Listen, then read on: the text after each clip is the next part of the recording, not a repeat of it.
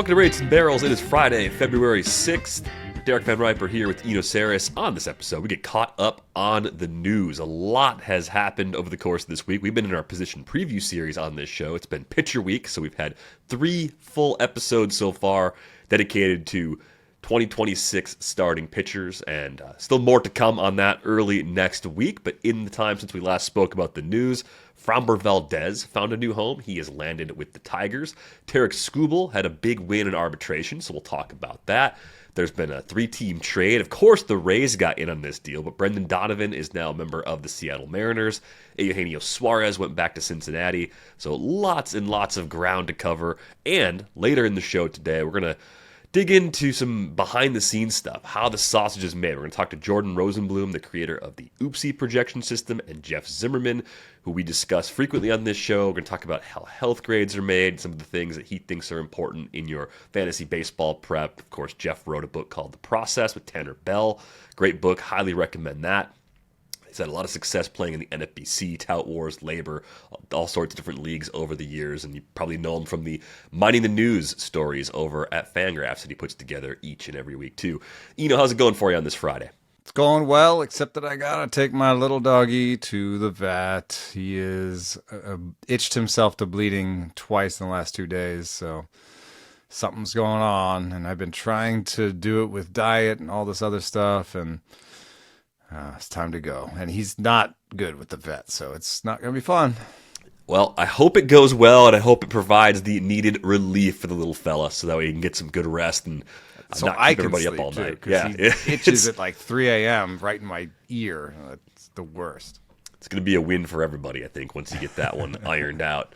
But let's start with some of the Tigers news. Framber Valdez gets a new deal, 3 years, $115 million, opt out after year 2. It's a reunion with former Astros manager A.J. Hinch for Framber. In a lot of ways, I look at his profile, and I think on this free agent market in particular, you could kind of tell yourself this is a slightly better by skills and probably a less injured version of Ranger Suárez in a lot of ways. And you can see that kind of reflected in ERA and WHIP. More velo. And I think the question we had going into the extended part of Valdez's free agency was how much of this was really about his age and how much of it was other stuff like throwing at his catcher last year. I still think this reflects more of age and other factors, like the broader factors of Framber Valdez's profile and questions about how he'll age. So it seems like a nice deal for the Tigers because this pushes them even further up in the AL projections, really stabilizes the top of their rotation, behind Tarik Skubal. I think it was sort of like Skubal and some pretty good starters. Now it's like a really good 1-2 and then a kind of normal 3 through 5, I think, compared to other playoff caliber teams. Yeah, I think the deal, to your first point, I think the deal suggests that age was more of a factor than makeup because it's a lot of money. I mean, there's some money is deferred, but it's still like $32 million in present value per year. But it's a short deal. And so I think that there's something about his profile. Maybe it's the lack of strikeouts. Maybe it's not the widest arsenal and it's not the best command. So maybe there's something in there that people said, we don't think this is going to age particularly well. But when you only sign for 3 years, you're not on the hook for 6 or whatever it is. And I think that the Tigers went with that. The other factor where makeup comes in is, well, A.J. Hinch is there and he had him before. And so it's easy to find out, sort of easy to connect the dots and say that A.J. probably said, this is no problem. I've had this guy before. I know how it goes. And he's a really good big game pitcher. And, he's what we need. So, they rock it now. There's a hair of a win above replacement between them and the Red Sox, are the best pitching staff, best rotation in baseball. More on that next week. We're working on a story that's going to be a little bit of fun about that topic. But, I think this is a really good rotation because you have your playoff rotation set. I mean, at least you have your 1-2. You have a bunch of guys that can play their way into the 3 spot in the rotation in the playoffs, right? I mean, I think it could be Jack Flaherty if he's going well, or it could be Casey Mize if he has another repeat of the season, or it could be Troy Melton if he pops up. So you have guys that can come into that 3 spot. And then, when everybody's healthy, you have like 4 or 5 options for the number 5 spot.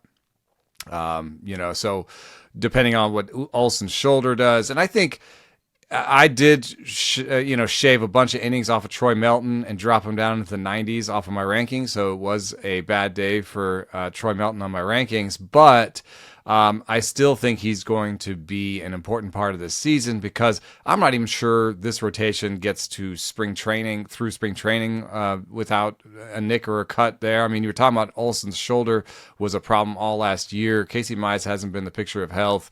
Jack Flaherty's only getting older. So, I think Drew Anderson is now firmly in the pen though.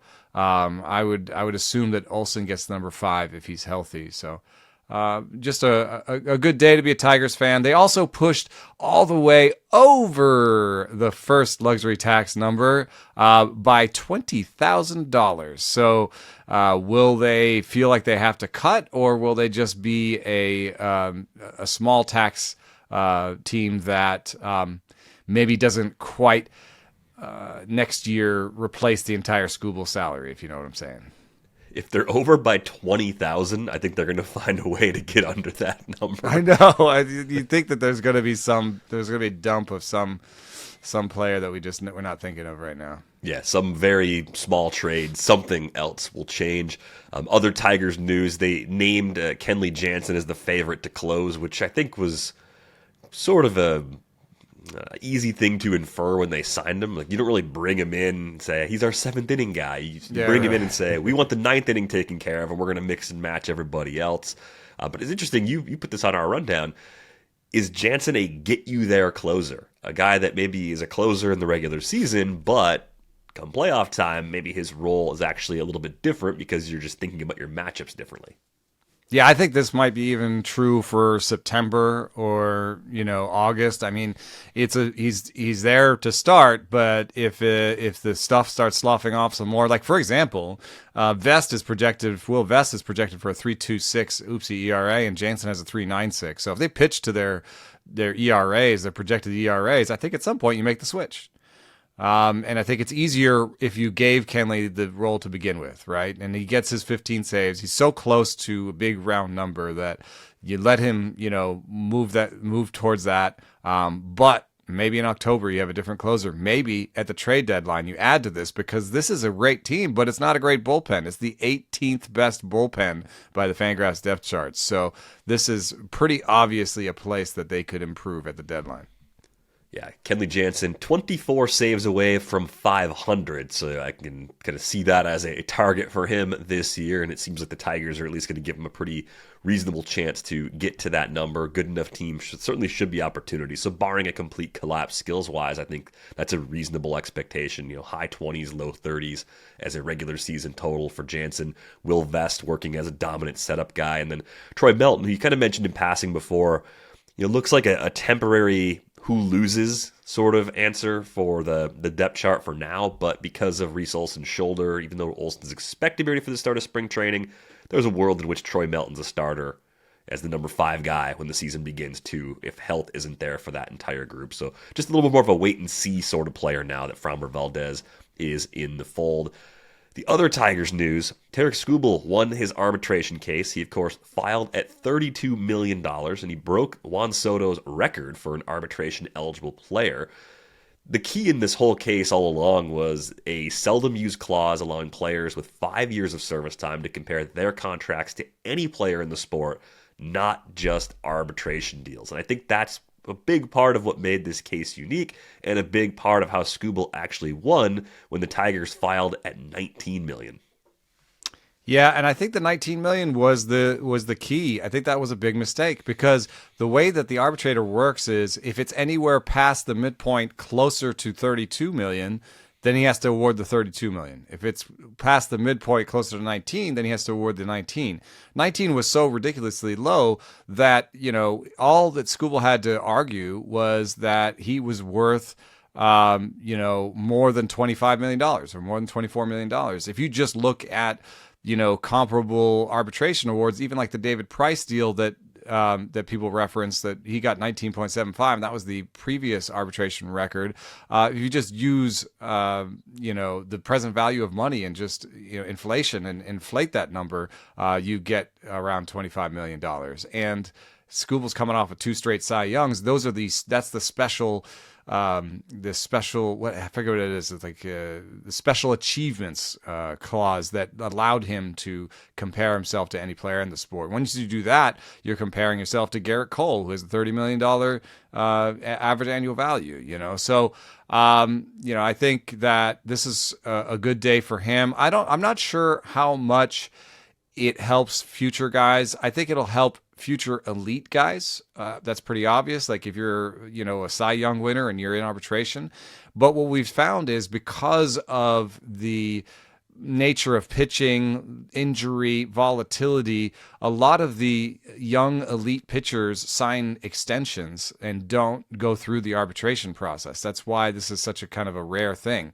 Will it maybe lead Paul Skeens to say, I'm not signing an extension. I'm going to take you to court every year and I'm going to get to 30 million myself? Yes, that could happen. So elite pitchers will gain from this, but I don't know that, say, like Jose Soriano, who's going to make $3 million in arbitration. I don't know how much this affects his number, No, I mean, it's obviously never bad for the players collectively when a player wins a big arbitration award, but I do think there were a lot of unique circumstances in this case. Skubal, in the Ken Rosenthal report, they brought his Cy Young Award plaques and never actually presented them. Apparently they were just there, like in case they needed to bring out the hardware. I love that. Apparently, this is Tim Lincecum did at his arbitration hearing, and apparently Bobby Evans, as soon as he saw them, pulled him out of the meeting and just settled with him out in front of the meeting, and they never had the meeting.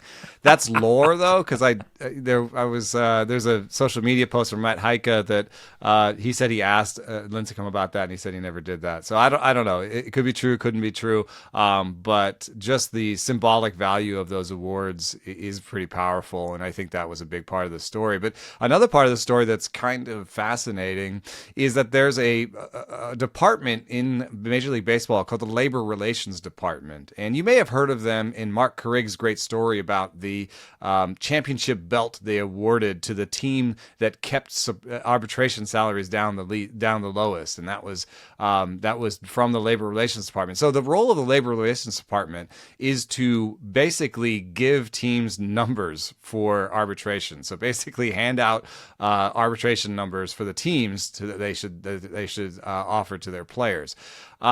So that sounds like collusion right away. What you're talking about is MLB, handing out salary numbers to the teams. It really does sound like collusion.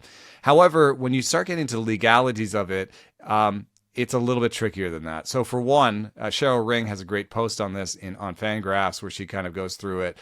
For one, you have to prove that the number that Labor Relations Department gives out is not just advice, but it's sacrosanct. You have to prove that in order to prove collusion, because the way it's set up, even in the collective bargaining agreement, it says that they are to advise the teams just the way the union would advise the players. Right. So it sets up this collective bargaining, this arbitration situation where the Labor Relations Department tells the teams some stuff and the union tells the players some stuff. Right. So so you have to prove that the team can't say, OK, it's nice that you told us $19 million for Tarik Skubal, but this seems like a bad number and we're going to go above it. Right. So that's hard to prove, A. And then B, this is the trickier one. How could it be collusion if this is the process that was collectively agreed upon? Right? It says in the collective bargaining agreement that, the Labor Relations Department will advise the teams. So this is what they agreed on. And in fact, the players don't mind arbitration. The union has never seek to kind of get rid of arbitration. It's a way to get more money in the hands of good players when they're younger, and so there's not that much energy to change this, but I do find it fascinating that there's this whiff of collusion because, if I just describe to you, hey, Major League Baseball hands out salary numbers for all the players in arbitration, and the teams are just supposed to, follow that. I think you would describe that as collusion. Yeah, it just depends on how strongly they're encouraging teams to follow their numbers. So if they're just saying, here's a number that we think is reasonable, do with it what you may. Like, there's certain levels of pressure there that make that more or less like collusion, right? But there also could be unspoken pressure, right? Which is just of course. Yeah, we got the LRD numbers, just put them out there. I mean, that's what MLB says to use, like what do we care, But then again, like, your ownership group's the one that has to actually pay if you're wrong. So I don't know. Like, there's a little bit of internal, like, do what you should do for your own organization. And clearly, there's limited number of teams straying from that, it appears. Is there a green? Is Scott Harris's somewhat greenness, have something to do with this? Like, would Dombrowski have said, "No, man, we're offering him 24"? Yeah, fair question to ask, right? Yeah, would Brian Cashman have handled the situation the same way? I don't know. We weren't in there, but I think that is a fascinating window into, I don't know. Will it even make it through the next CBA system? But we'll see. Arbitration is one of those things that agents don't seem to mind, players don't seem to mind, teams don't seem to mind. It's like it allows them to battle each other in court sometimes. They have these awards and stuff. Like, I don't know. It's but at the same time, is there collusion involved in there to suppress salaries? I think there was a piece on Fangraphs that suggested that the teams have gotten the better half of the deal in arbitration, most recently. So let's get to this trade real quick. Brendan Donovan traded to Seattle in a 3-team trade. Gerangelo Cincha, former switch pitcher, now listed frequently as a righty. Ty Pete, outfield prospect. Colton Ledbetter, and 2 competitive balance round B picks, number 68 overall and number 72 overall, all going to St. Louis. That 72nd pick comes from the Rays. Ledbetter also came from the Rays because the Rays swooped in and got Ben Williamson from the Mariners in all of this. But let's just focus on the Donovan side of this. Do you see him still having a near everyday role and being a clear upgrade for the Mariners at second base? I think he'll play third, actually, because Cole Young, I think, is a better fit at second. They also, lost Ben Williamson in the deal, so I think there's an obvious spot there. Colt Emerson may push Donovan at some point if Emerson emerges. The Fangraphs depth charts gives Emerson 300 plate appearances. When that happens, where does Donovan go? Does he go to util? Does he go to the outfield? But his versatility is good for the team. I have to throw out there that, J.P. Crawford's been a good player, but the defensive metrics are pretty terrible. So, there's something there too. And could injury have something to do with Emerson coming up? So, what I like about this is now the Mariners have 6 above average bats by WRC plus and a 7th if you count the platoon of Raley and Ref Snyder. And then even the last guys beyond that, Canzone has a 96, Young is 95, Emerson 93, Robles 90. Like, it's pretty good. Even the worst players have defensive ability for the most part, are helping our young, like that Cole Young 95 WRC plus. The error bars are in the positive direction. That's him of the Emerson 93. So I think they built a pretty good team. I think this looks like they're ready to go to battle again. And I think maybe they could get to the mountaintop. I think Donovan is a really important player. Just that versatility allows them to maybe fold in the young players if they exceed their expectations right away. Yeah, I think that's key. And I think the Cardinals continue their teardown, but I think they got a good mix of quality players here. Not necessarily top-end prospects, but guys that could be regulars and contributors in the not-so-distant future. Cincha was the switch-armed pitcher, but the Mariners had been talking about maybe making him righty only. So it'd be fascinating to see if the Cardinals keep him pitching righty and lefty, if it is hard to develop to your peak ability with both hands, if you kind of have to split the difference. Is it like switch hitting? Is it going to take him longer to get there? Ty Pete is just a high variance guy with lots of strikeouts, lots of power. Who knows what his defensive home is. But it is the type of prospect that has a high bust rate, but also a high, like there's a decent amount of ceiling there. There's a decent amount of star potential in a player that strikes out a lot but has good power. We've seen that from analysis of the minor leaguers. So I think Ty Pete is a great pickup for them. We'll see if Cynthia ends up being more of a, like a fascinating story than an actual great pitcher. We'll see about that. Yeah, but at least with Cynthia and with Ledbetter, you got guys that have already appeared at Double-A. So maybe 2027 for both, they could be on the radar in St. Louis. Williamson, we know, is a great defender. I don't know if he has does he have an immediate role with the 2026 Rays? We keep landing on this depth chart going, how does this all fit for right now, even though there's interesting pieces here? I'd be interested if Ben Williamson takes ground balls at second base. All right. Because right now we have Gavin Lux penciled in there, and Gavin Lux was DHing for the Reds last year. So, and he's also played in the outfield. So if Ben Williamson starts getting grounders at second, I'll pay attention. I don't think Junior Caminero is a great fit for second base. No, I feel like Junior Caminero's headed to first sooner rather than later. Eugenio Suárez has re-signed with the Reds. 1-year deal, $15 million, very affordable, gives them some thump. I kind of like this fit. I don't really have any concerns in terms of park. It's obviously a good place to hit homers. He's been there for a long time in the past, so the familiarity should be there. Maybe it even helps sort of slow the decline a little bit. What's the downside here? Do you have any interesting players losing playing time as a result of Suárez entering the fray again in Cincinnati? I mean, the downside for the Reds is that there's pretty obviously something going on here where, like, if you look at Eugenio Suárez's page and you say, oh, he's kept his bat speed up the last 3 years, that's a mirage.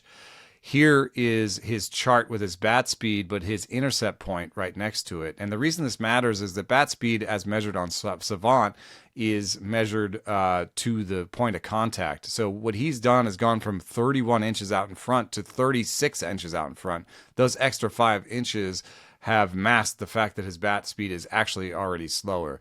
The other thing is you can't go that much further out than 36 inches. At some point, you run out of space out there, and it has affected, of course, his strikeout rate and his batting average and things like that.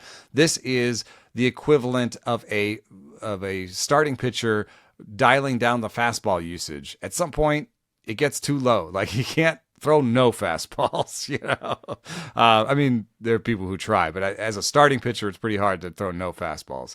And Eugenio's going to get to that point at some point. That's why he got a 1-year deal, I think. But the park may mask some of that decline. He still has the decent bat speed. He's still, all there to hit homers, and that's it. But the Fangraphs chart says he's a DH. And that maybe hurts Spencer Steer the most. But JJ Bleday could not be any good. And Steer could play in left field. Brian Hayes could be more of a defensive replacement, and Suárez could play third and Steer could play first. So there are ways to get Steer and Stewart to 500, 600 plate appearances, even with the depth chart. But I would say that it's a little bit harder to get both of them to 600 plate appearances this year, given this deal. Yeah, I think the trickle down puts more pressure on that Bleday-Myers platoon that looked like it was going to be in left field. Now with Steer shifting more of his playing time into left, those two guys are probably the biggest losers in all of this. And then it gives them some window to decide, are we getting enough from Brian Hayes' bat? If in the first half of the season he's still not hitting, maybe they make a switch and Suárez plays some third and they shuffle things around in the outfield. So they have got a little more depth, a little more option, and certainly a lot more power with Suárez. But I think this ends up being a net positive for his value. Maybe the average stays low because we talk about homer-friendly ballparks do suppress balls in play, less outfield ground to cover, so those fly balls often turn into outs when they don't leave the yard. So maybe that's something to keep in mind with Suárez as well. I know Eno's got to get to the vet here quickly, so we'll wrap this up in just a couple minutes. Luis Arraez signed with the Giants. I think that's pretty interesting because I didn't think a team would want to play him at second base. So how do you think they're going to make the pieces fit in San Francisco? It's really weird because we've talked about how Logan Webb, has the most or second most grounders to second base, and that's going to be rough on Arraez's glove. Maybe Ron Washington can coax a little bit of resurgence out of him at second. The other thing is that Luis Arraez gets played shorter in left field than any other player in baseball. They played him on average 273 feet out. The average left fielder plays 293 feet out. So they play him 20 feet in from the average spot and 100 feet in front of the wall. there in San Francisco. So they're going to be really far in. And, I thought he would have made more sense in Colorado. The Colorado outfield is 8,000 square feet bigger than San Francisco. So it's harder to defend him. If you look at this chart that just shows Arraez's hits, or balls in play from 2021 compared to 2023, you can see that the defender has come in and just robbed him of a bunch of orange dots in left field. You can actually see that the orange has just turned to gray. There's a bunch of, hits out there in left field that are not there anymore for him. And he's lost 100 points of batting average in the outfield in the last 5 years. Luis Arraez has, by the way that people defend him. So, on the other hand, I would say this: it's a 1-year deal. It's $12 million, and San Francisco was in the bottom third in strikeouts and batting average last year. Maybe he's a good fit for this lineup. I mean, you've got the big boppers, you've got some patient guys. How about a guy who moves the long? How about the guy who comes up? Him and Jung-Hoo Lee, if you stagger them, you might end up just getting contact exactly when you need it. Yeah, that's got to be part of the angle here. It could work out okay. I just think there were some places we thought Luis Arraez might go, like Cincinnati, where I was just scratching my head. I'm like, no, this is not good. This actually could be an okay fit in San Francisco, even though the glove is going to be questionable. So Ron Washington will have his work cut out for him, trying to play him a little bit at second base at least. Maybe we'll move him around, and days where Logan Webb pitches or something, we're not going to see Arraez at second base necessarily on those days. Well, now it is our pleasure to be joined by Jordan Rosenblum, the creator of the OOPSY projection system. He's a writer at Fangraphs and Scout the Stat Line, a person that I have read and followed for a long time and never actually spoken to in real life before. Jordan, thank you so much for joining us. I'm happy to be here. I actually remember the first time we interacted was when Freddie Peralta got shifted from the bullpen back to the rotation, and I think I tweeted at you asking for like a GIF reaction, and you tweeted like some sort of dancing emoji. So I'm glad that worked out. Glad that was the right call. I mean, Freddie's turned out to be an even better starter than we could have hoped at that time. But yeah, I think that was the Jordan in Finland days back on Twitter forever ago. But it's great to have a chance to catch up with you. And I think the first question I have is, I was having a conversation at Labor probably 5 or more years ago now with a few folks that play in that league.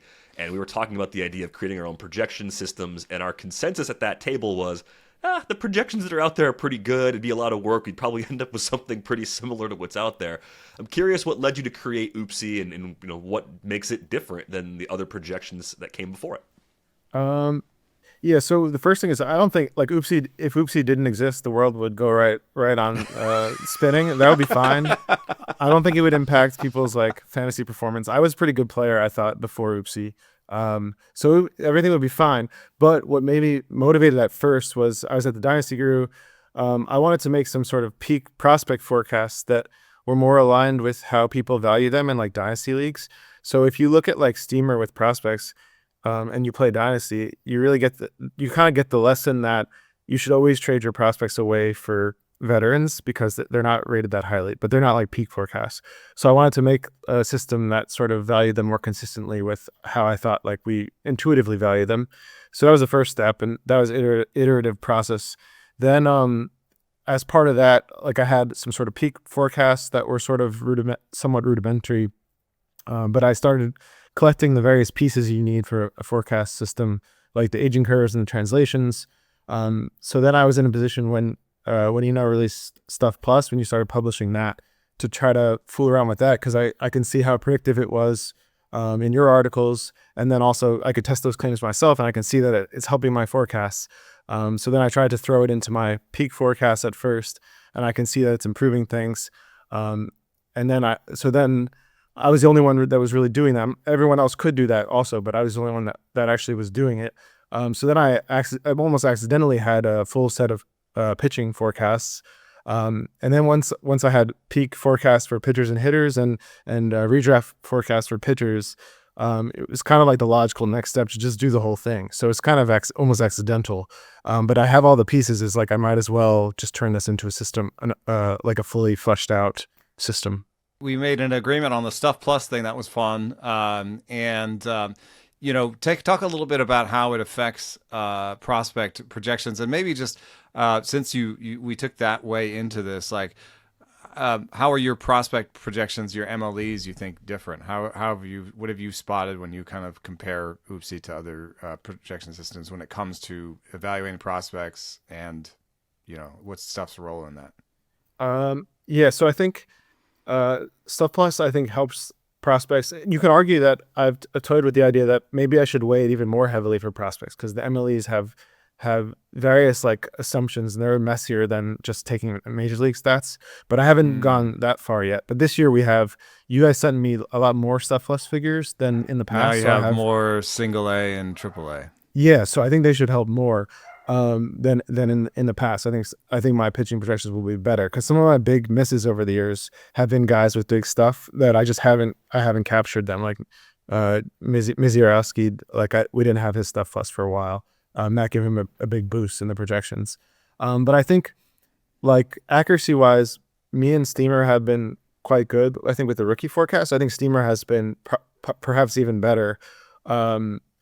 But I think both of them are similarly sort of optimistic, they assume like a similar baseline, like average rookie projections. Like the bat is always bat exactly. is always the most negative, right? It regresses the hardest. Yeah, and that's not to say that it's necessarily wrong, but I think in the accuracy test, Steamer has looked really good, and I've generally been close with Steamer. And that's testing the accuracy in like a redraft context. So that's not to necessarily say that in a peak sense that they would also be accurate if you had like some peak Steamer forecasts, which don't exist. But yeah, so I think you can kind of infer from the Steamer MLE or the Steamer rookie forecast and mine, the MLE process like that underlies it. So I think if you look at MLEs are generally, you look at the transitions between two levels and you look at how the stats change. But that's like a simple way to describe it. But there are a lot of nuances. You have to decide how do you want to weight the stats, like the transitions. Each of the stats, yeah. Yeah. So I usually use like the lesser of the plate appearances between the transition. And also, do you want to look at adjacent seasons or within the same season? Within the same season is cool because you get like, you kind of remove the aging effect more so. But if you look at adjacent seasons, you get a much bigger sample, and maybe there's less of like a selection bias issue, because if you think of people who are caught up in the same season, they're probably more likely to be overperforming. And then when they're called up, they may sort of collapse or regress pretty hard, and that can make the MLE look wider. So I think these sort of differences, if you do the translations with MLEs between seasons versus across two seasons, that could explain why one system is harsher than another on rookies. But I think me and Steamer, our way works pretty well, I think, for the rookie class. One thing I've tried to get across to people, and I think it gets misquoted, so I want to try and get this right. So what I've said is, one thing I've said is, on any given single pitch, location matters more than stuff. But we know that the spread and the stickiness of location is much wider, and that, it's not very sticky, and that, pitchers have like larger miss locations. In a similar way, like when you did the projections, this was a surprising outcome to me. When you included Stuff Plus in your projections, it moved the needle more for not strikeouts. Right? Like it moved the needle more for, I don't want to put words in your mouth, but for things like batting average on balls in play and home run rates and things like that. So tell me what happened in your projections when you put Stuff Plus in, like where you saw the biggest increase in accuracy. Yeah. So it's in the, like my ERA projections are basically derived from 4 components: FIP, homers per of batted ball events, strikeouts and walks. And Stuff Plus is in 3 out of 4, everything except walks. So it helps with everything. But yeah, I think it helps quite a bit with BAPIP and which is really noisy otherwise. It's really hard to, and I made some changes to BAPIP this offseason, which we can talk about. But Stuff Plus is one of the things that's still in there that's still like robust, because it's quite a noisy stat. And also for homers, yeah, it helps a lot for that also. So yeah, I would agree. I think you summarized it accurately.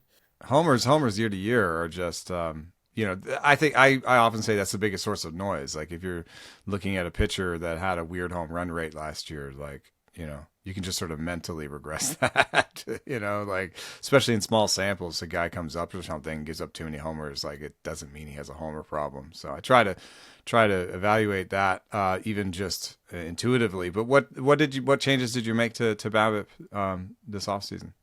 So I kind of use your refresh as like a guise under which to put out more changes, because I knew I would have to refresh the model anyway for like the new sub plus values. So that's when I tweaked the BABIP model, and basically I was looking at 2025 and making some tweaks sort of in hindsight to see what would have helped.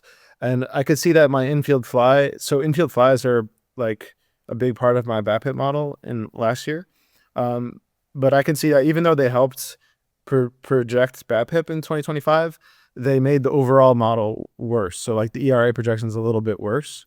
And I found that if I increase the regression amount on infield flies to 1 million batted balls, so basically everybody has the same, the projections were slightly better. So that convinced me, like the ERA projections. Infield fly balls are not very sticky year to year. Or I would say they are, but they don't necessarily mean that the pitcher, like the harm from them could outweigh the good, because those guys could also be quite homer prone, for instance. So I ended up throwing those out and going to a simpler BABIP model that only captures fly ball percentage and stuff and velocity, and I think like total batters faced per game, which is my way of like sort of capturing roll. So you're double counting stuff a little bit there if you've got velocity and stuff. Yeah, but putting those metrics in together, they still have a relationship. If you do regression, they still have like a strong relationship on future BABIP. So even with the double counting, it helps to have them both in. But I think stuff plus it matters more.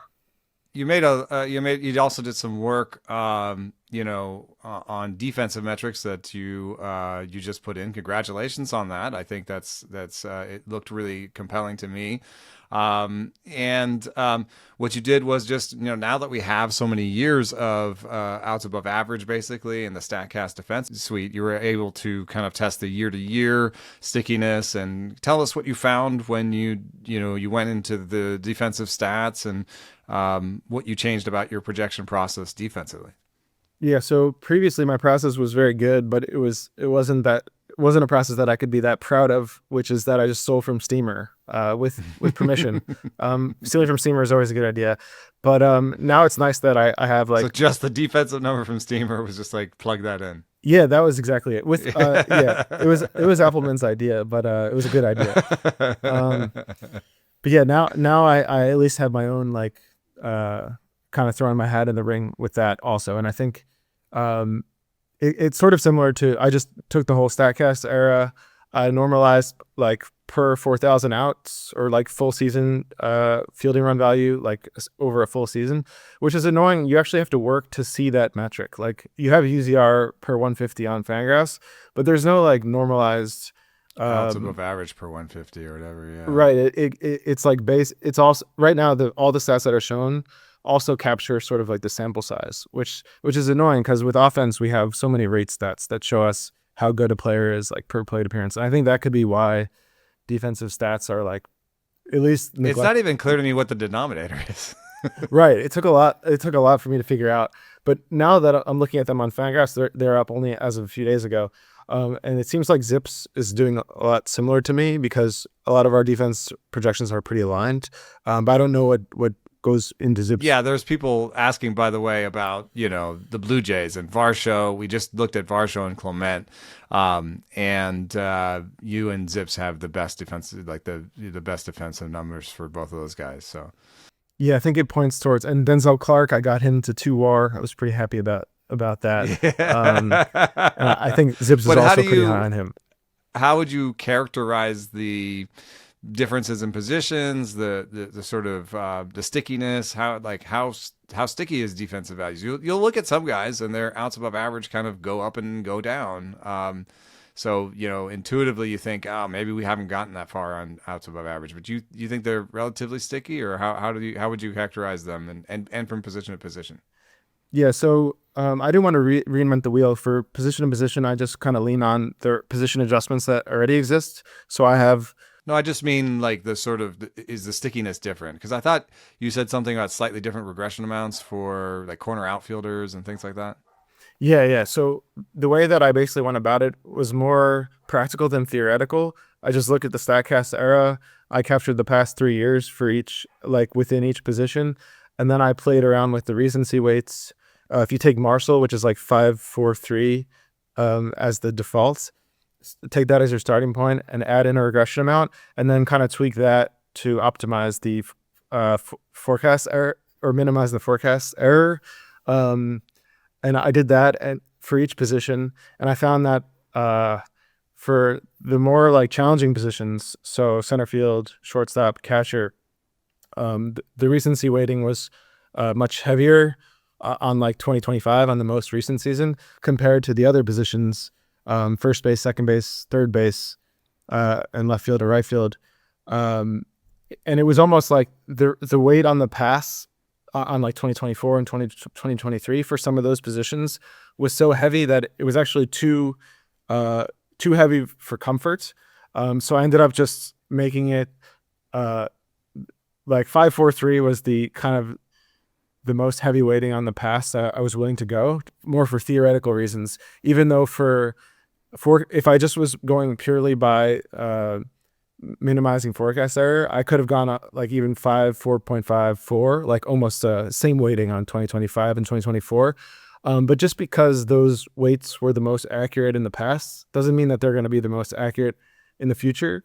So there's also like an art and science that goes into this. And I do give weight to theoretical reasons. To me, it doesn't make, I'm not convinced yet that we should be weighting 2024 as much as 2025, almost as much as 2025 for like first baseman, even though perhaps it is plausible to me that there'd be less skill decay at that position compared to like a harder position. That's what you found generally, was that the less hard positions, there was less regression because there was not less aging. There was sort of less aging effect, and they just sort of skill decay stayed the same for longer. Yeah, skill decay. Yeah. Yeah. So Carlos Santana still that's still true, and I ultimately went with the model that weighs the pass more heavily for like first baseman than like catchers or shortstops, and like Carlos Santana is my second best first baseman. Michael Taylor, Twins outfield coach, is like a top 5 outfielder still. Although we won't find out if that is accurate or not. But I think he'll be a good coach for sure. Yeah.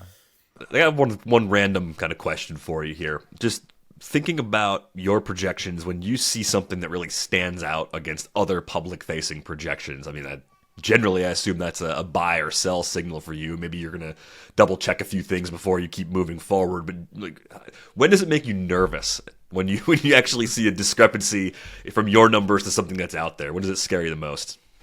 I think it always makes me nervous. I always have to double-check and then make sure it's something that I really want to stand by, or I might, even if I stand by the overall system, I might not like a particular projection from me. I think with guys like Steven Kwan, Luis Arraez, I've kind of gotten the midpoint between the Bad X and Steamer, so I feel kind of good about that, like not being quite as harsh as like the Bad X on those. Like, that's interesting because you have a lot of similarities on the batting side to the Bad X. Because if you're going to be putting in bat speed and a lot of StatCast type metrics, that's what the Bad X was doing, right? So that's why Bad X would not like those players, because they don't hit the ball hard, basically. And you might even like them. I'm surprised you had the midpoint, because OOPSY I would say might even like them less because of bat speed. Yeah, but I think in the process of making the projections, I was really cognizant of that, because that was something that with the Bad X that I even though it's a good system and it's maybe the best reputation for accuracy for the hitting of the standalone hitting systems, but I feel like it hits those guys so hard that they're all like below average by WRC plus typically, and that's like a year after year thing. And I could see in the designing of OOPSY like what sort of decisions could have led me to having a system similar to that. So one is like, if I use average bat speed versus hard swing rate, average bat speed would hit those guys more. With hard swing rate, it doesn't matter as much if your average swing speed is quite low, like in the like 63, like Luis Arraez, or if it's 68, it doesn't matter that much. If you're like a really soft swinger or just like a medium soft swinger, those guys kind of get the same hit. Whereas if you use a model based on It average just swing says speed, average. It'd say 63 sucks. It's terrible. yeah, then it really hits those guys them harder. Yeah, so there are decisions like that you can make that can make the impact more moderate, I think. But I explained that made sense. It was kind of tricky. Yeah. I just made a slide for what I guess is going to be yesterday's show. This is how things go. And my slide was, the market likes, or what OOPSY likes better than the market. And so I think this might be a good way to finish. Just a fun little thing to ask you is, I'm going to make you choose a pitcher that the markets like better than OOPSY. So OOPSY's telling you no, and you got to pick one of these guys. Cade Horton, Andrew Abbott, Merrill Kelly, Chris Bubich, and Trevor Rogers. Take your pick. Oh, I think Bubich is pretty easy for me. I think he has the best OOPSY of those dudes too, probably. Maybe Horton's close. But yeah, I think I like Bubich there. Who would be the top by ADP there? The top by ADP is Cade Horton. No, Trevor Rogers, then Cade Horton. Rogers is a tough one. Because OOPSY is quite low on him, and he was so good for like months last year. But the weighting is pretty heavy on recency for a lot of the pitching metrics, so I kind of have to lean into it. And I don't like Camden for pitchers too much as well. That's true. Man, I think the Rogers thing that's also tough is he was hurt for a couple of years, so that dragged down everything that you have going in from those seasons, and then what he did last season, clearly not sustainable, but previous baselines were also skewed, so it just makes for a really tough player to project and make a final call on. For years, I liked Rogers as a buy low too, and it never really paid off. And now I guess I have to stand by him as like a sell high, even though I mean it's isn't that weird when you do that? You're like, I remember I liked Jose Urquidy for a while, and then people were like, oh, like this is one of sleepers, and the price kept going up. I'm like, I don't like him that much. Jeez, what's going on here? But one last one. I'm gonna sneak this one in. You said you're doing some work on a prospect list right now.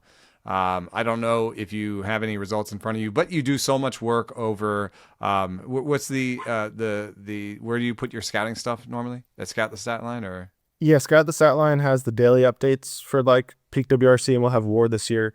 And then we might have some of that moving to Fangraphs too, but that's not official yet. But it could be in the next month. You know how they had the Zips 3 years? We might have like a OOPSY equivalent on Fangraphs. Awesome. So in that work, have you spotted an undervalued prospect that I can pick up in Devil's Rejects?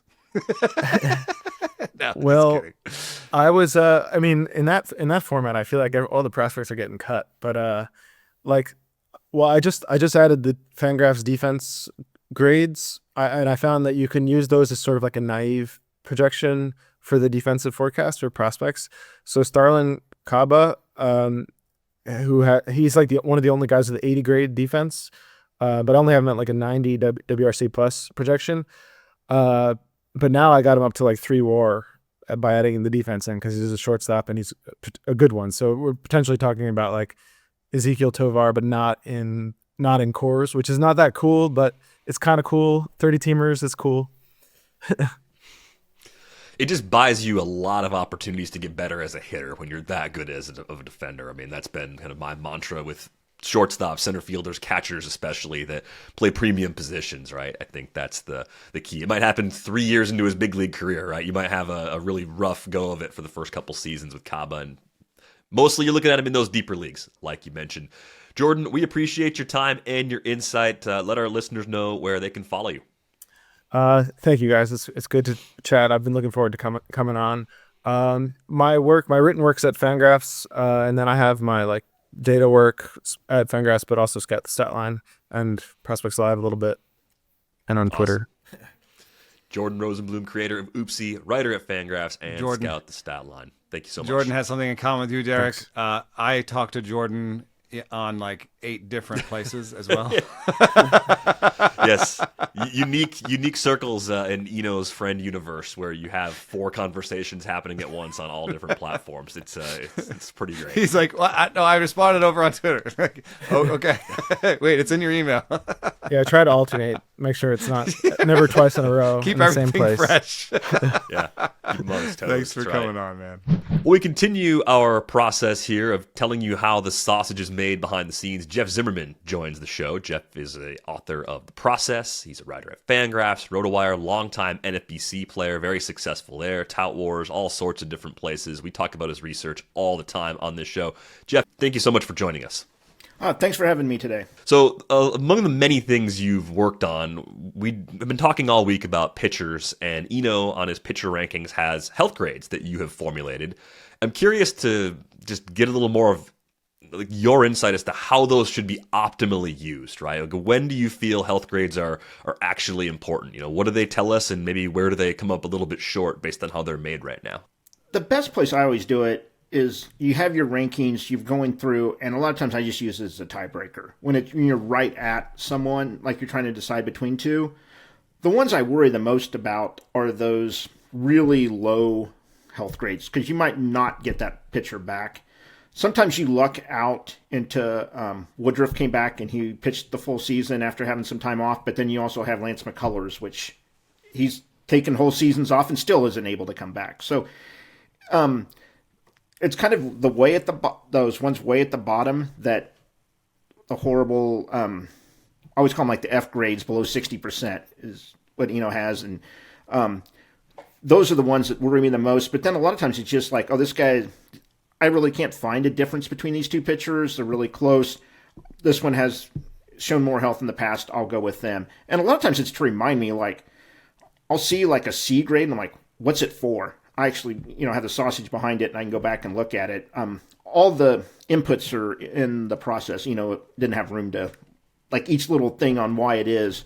But that's the main key is seeing. Tell us a little bit more about what's in it. What's in it? Okay. The biggest one is previous injury history.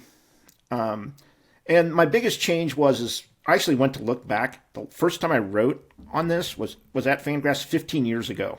And it's still been like an improving process. Then it was a 2010 article. The biggest change that I found was with Tarik Skubal kind of highlighted it, where I was taking the previous season's innings pitched, how much they threw. It's a lot more important if they threw 50 innings in the second half than in the first half.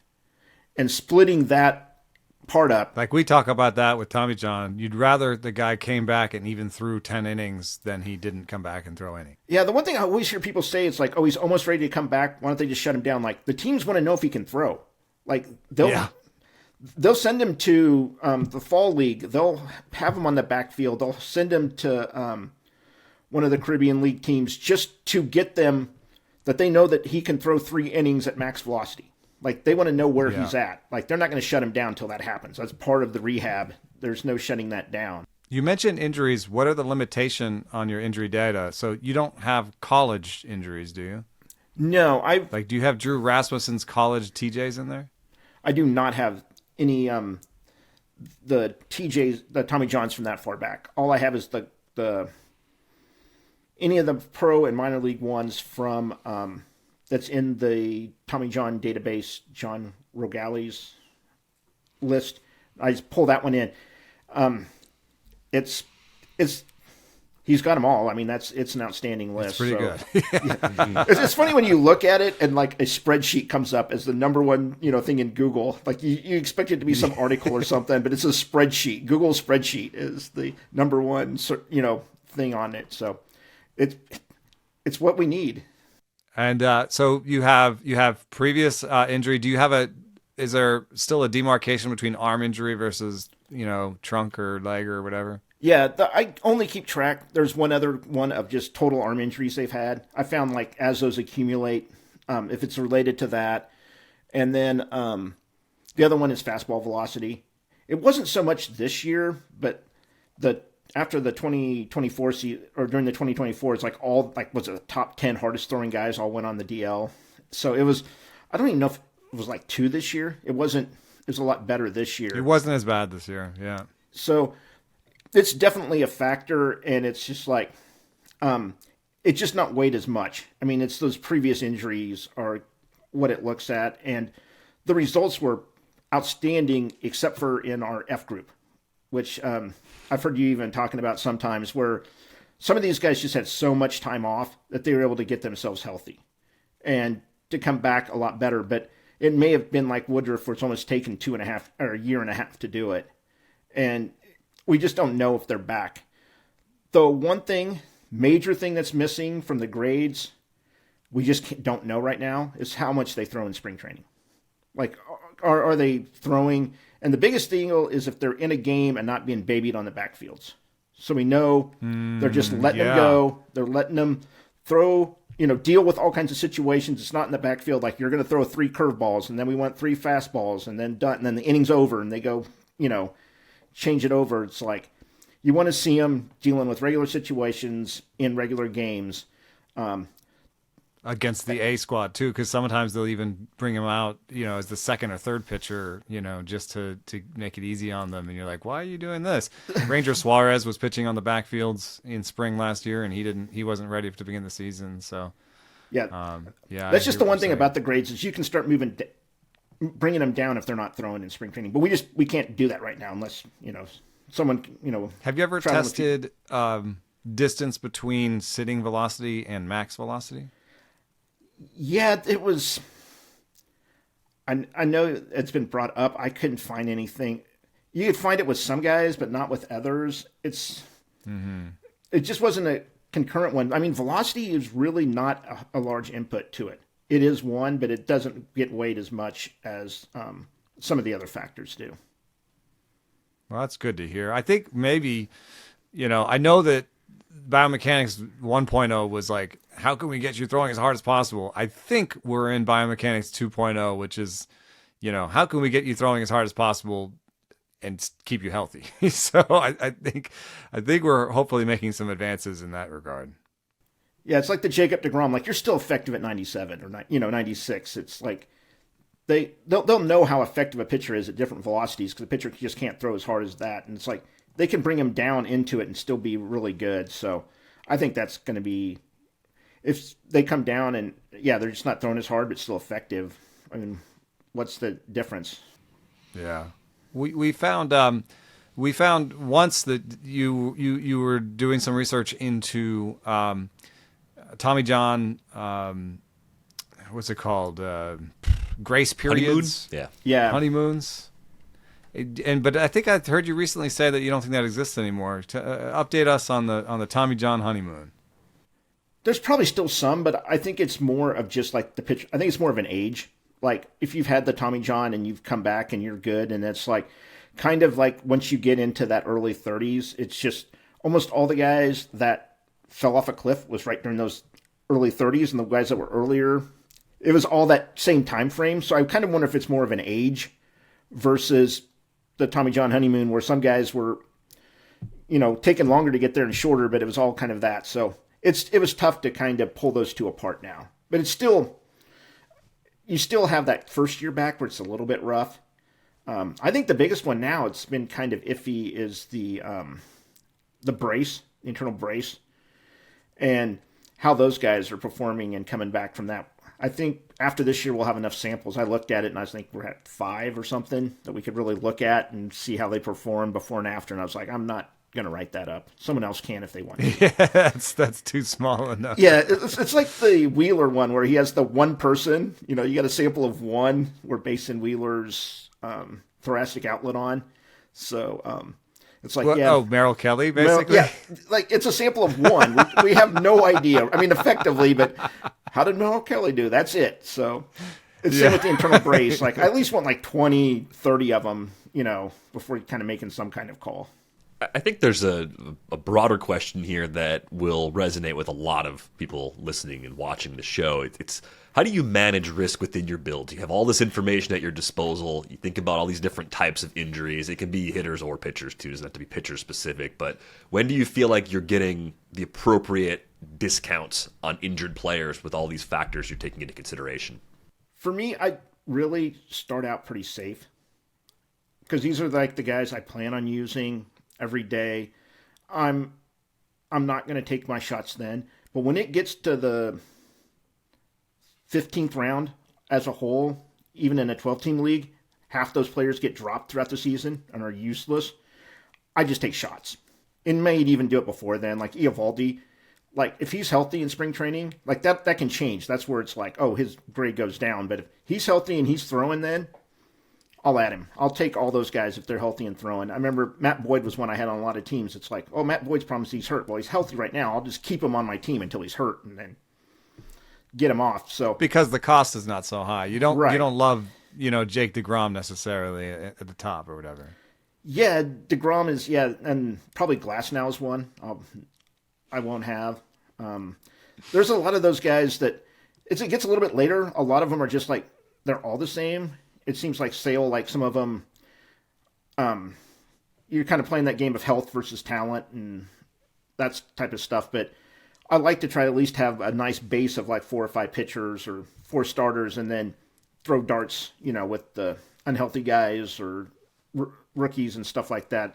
I know you have your group of like rookies that everyone's winning this year, that the early ones. I'm kind of more interested in that second group that goes a little bit later, kind of around where like Jake Mesnick goes and stuff like that. There's some of the guys. There's more like second-year guys like Ashcraft from the Pirates and stuff like that.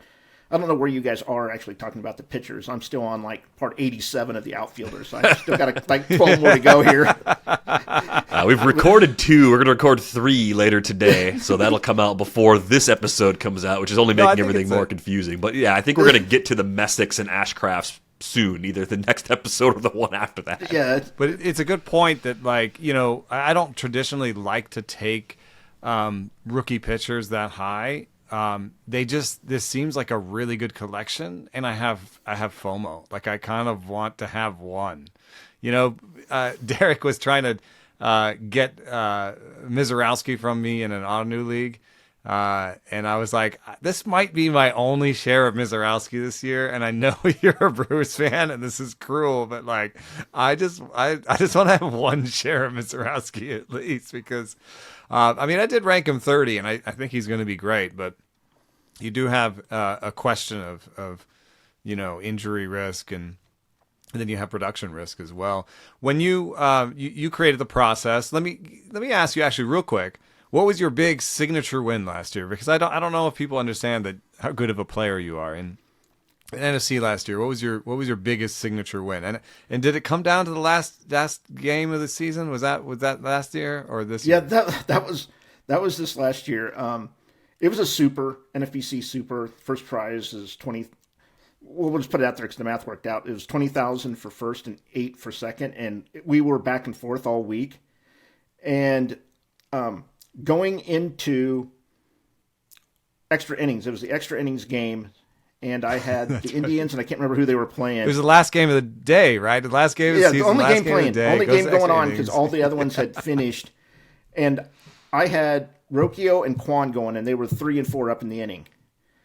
And the first 2 guys got on base. I can't remember how it was, and I needed a stolen base or run.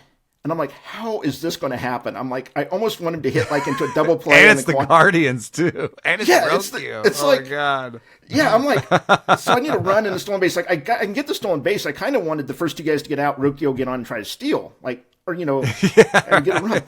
I have no idea. And then the next thing I do is it's Rocchio hits a home run and I get the run that way. It's like, I was thinking of all the possibilities of how I could win this. Rocchio. Not a Rocchio home run. No way, that did not cross my mind. I was trying to hit him into double plays. I was like, let's just get the inning over. Everything else, Rocchio home run. So that actually tied us. So we split the title. And nice. So It was a Nice big plate appearance though. But so over the years of playing, you've developed a process. You wrote a book called The Process, and for anybody listening, some of the key aspects of this book are, it can teach you how to create your own valuation system, what the SGP, standard gains points versus Z-score, stuff like that. But also, like, the meat of the book is just what is the process of, what is the best process for running a team, from draft to championship, and what are a point or two that you think people undervalue or people look past, or what share something from the process that you think stands out. I think the one thing that I'll see some people do is we kind of have some stuff models and so forth with that, but I think the one thing is they'll just see a pitcher that has like a 40% ground ball rate, and they're just like, all right, it's not important. But if you actually go look at the pitch level, they may have like a couple pitches at like 60% ground ball and some at like 20. So they're getting weak contact across the board. And I think that's one thing, is if just not looking at the individual ground ball and going into looking at some of the individual pitch results that way to figure out where they're kind of generating that contact. And during the season, you might even be able to do that, and you can kind of get that numbers from even the minor leagues, from AAA at least, and be able to get that information. So I think that's one thing that's just like, you can kind of do your own research on why they're getting the weak contact, and that generally it kind of lines up a lot of times with the stuff models. It's like, oh, is he doing anything? Like, yeah, he just everything's getting popped up, or it's going straight in the ground. The other one, in terms of like how people manage teams, is there a part of the process you think people undervalue? It used to be just not trying to win the week. Like you'd have your projections, and they would go for the whole season. I still know someone that's like, I don't know how you win because I've always projected to beat you, and my guys are hitting it, but they're not playing. They put the same guys in, the J.P. Crawford for the whole season, and his stats are supposed to, get you out, instead of taking that guy that each week, instead of J.P. Crawford, and get the most stats out of him for that week. It was like when we first figured that out and how important it was, I actually led the main event and the online championship in at-bats. It's like I was able to get it. I'm up there now, but it's not that same way. It's like I focused on because it, figured it. Everyone else is spread through the industry. Yes, it's basically called hitting streaming, but like it's just like making sure that you've got everybody in your lineup, like that they're playing fully, that they're not sitting against lefties and stuff like that, right? Yes, and the one thing I've seen, it's one of the biggest changes, and it's always like, used to like kind of stream your hitters from your bench, and now it's pitchers. It's like people will be running like their bench of like 5 starters, at least to begin the year. Stream hitters from the wire. Yeah, and just get their hitters in for like that week. Your 5th outfielder and maybe your middle infielder. Like as I found out last year, you couldn't do it with first baseman. There just was none. If you got one hurt, you were just it was rough. It was rough trying to get first baseman off the wire. And I think it's probably the same way. I've tried streaming second catchers too. Those are pretty tough. Especially in like a 15, like the main event. I think 12s will be a little bit better this year because there seems to be like 20, 22 decent ones. So it's actually, I'm not too worried about it in OCs, but when you get down to those last 8 or so in like a main event, I don't want to be drafting out of those. I don't want to be streaming from those. Yeah, I feel like it's a combination of universal DH being around for several years now, and then a group of young catching prospects coming up again this year. It's made it a little more manageable in 2-catcher leagues than it was, a decade ago. I remember one year I counted 13. It was like I wanted 13 catchers, and the rest were so bad. And it was just like, this is horrible, dude. This is bad. Like all those guys that get like 12 home runs and hit 220. It's like, oh, that's what I was saying, man. I was like, there's a whole gaggle of catchers that do 230, 15. Yeah, you just want to stay out of those. What's your favorite format? I've been really good at the 15 team, like the ones with the single league, where you're kind of aiming for that. But how about auction versus the snake draft? I would prefer live auctions. It's just really tough to get the time. Like you can complete 2 snake drafts during it, and it's like once you do an auction, you're kind of done for the day. And it might even be So done for like exhausting. the next. It's like 6 or so hours. It's always, we always go off to like our Tout Wars one, and it's always like all these people ready to go out, and usually the big party is right after our auction, and it's like I just want to go to bed. Like, it's like everyone else. I'm done, dude. It's like I don't need to be drinking. I need a nap. Is what I need. Yeah, I need a gallon of water and just some snacks while I just lay there and let my brain shut off for a few hours. Yeah, the other thing, like they'll have snacks come for ours, and everyone else that's watching it will like just eat the snacks, and then like, oh, here's your break, and we look at what's left of the snacks, and it's like, thanks, guys. So yeah, tomato, basil, mozzarella sandwiches. That's it. No meats. Jeff, we appreciate your time and your insight today. Let our listeners know where they can follow your work. Yeah, I'm currently writing at Fangraphs and doing a weekly piece at RotoWire. We got the process out. It's at the fantasy baseball process. The paper copy finally came through the nether void. We send it off, and we don't know what happens, and they tell us it's ready. So it's also available. And then you can follow me on X and Blue Sky at Jeff W. Zimmerman for both of them. I'm actually been trying to stay off social media, just trying to get some more work done. So I don't know how responsive I am. Some people are like, why don't you respond? Like, I don't really care. It's just one of those deals where it's like, I've got other stuff to do. It's like, I'm there, I'll put up my work, but it's just something that I've kind of back off, especially as it gets closer here to the season. There's just a lot more stuff to kind of got to keep minding the news. Yeah, keep on minding the news. That's an essential for everybody out there playing fantasy baseball throughout the year. We'll look forward to catching up with you over the course of these next few weeks, Jeff. Take care. Thanks. All right, before we go, we got one more news item to get to. Miguel Andujar to the Padres. I think this is a good fit on a one-year deal. Inexpensive, too. Is there a chance he's an everyday player? Yeah, I don't know. The DH spot is pretty much open. And he had a 108 WRC plus against righties last year. It's 101 for his career. That's, how much better Bryce Johnson's not going to do better than that. He's the defensive replacement in the outfield. I guess the battle might be with Sung-Hoon Song. Who, he's coming in from Korea, and he's a left-hander, so he might get some at-bats. Maybe Song plays second, against righties, and Cronenworth DHs. There's the battle there between Song and Andujar, but Andujar swings it hard, hits it hard, and if you don't care about his defense, I think you might actually see him get to 450, 500 plate appearances. Song, one thing that he has going for him is more defensive versatility. He may be basically the utility guy on the infield that they use his defense more than anything. So, I don't know exactly how that's going to fit out, but, between first base and DH, Andujar has a role. Yeah, he just has to stay healthy. That's been the big part of the problem for Miguel Andujar for most of his time in the big leagues. A long gap between that productive rookie season with the Yankees and what he put together over the course of 2025. We need to go on our way out the door. I just want to thank Jordan Rosenblum and Jeff Zimmerman for joining us on today's show. You can join our Discord to continue the conversation over there. We've got more previews coming up next week. We have one more for starting pitchers and our closer preview as well. That's going to do it for this episode of Rates and Barrels. We're back with you on Monday. Thanks for listening.